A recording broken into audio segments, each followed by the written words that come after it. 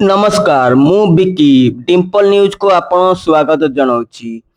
आज मुख्य खबर ओडिशा रे कमिला सुना दर ग्राहक पई बड़ आश्वस्ति। आज 17 एप्रिल 2026 शुक्रवार सारा राज्य रे आज सुना किना बिका को चाहुथिबा लोकंग पई एक खुशी खबर आसीची। गतकाली तुलना रे आज सुना मूल्य रे ह्रास रेकर्ड करा जाईची। विशेष करी राजधानी भुवनेश्वर दर बेस आकर्षण रही।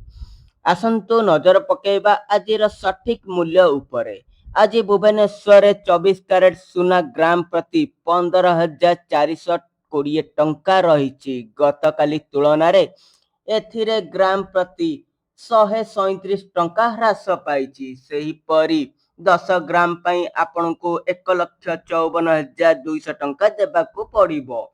22 कैरेट सुनार रेट आपण जानिबे। साधारणतः ग्राहक पई व्यवहृत हेउथबा 22 कैरेट सुना दर रे मध्य ह्रास घटिछि। आज एहार मूल्य ग्राम प्रति 14,135 टंका रही, जहाँ गतकाली अपेक्षा 125 टंका कम।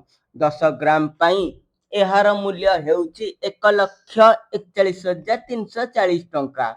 सेहीपरि 18 कैरेट सुनार मूल्य कम बजेट किंबा हल्का गहना पई आज 18 कैरेट सुना दर ग्राम प्रति 11,565 टंका रही। ओडिशा रे पर्वपर्वाणी एवं विवाह उत्सव रे सुना किनिबार एक परंपरा रही। आजिर एही दर ह्रास ग्राहकों को निश्चित भावे बजार आड़को आकर्षण करिबा। तेबे मने रखंतु एही मूल्य रे जीएसटी टीसीएस किंबा अन्य टिकस अंतर्भुक्त होई नाही।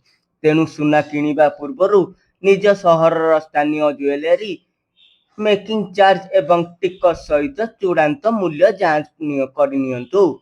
आज बजार खबर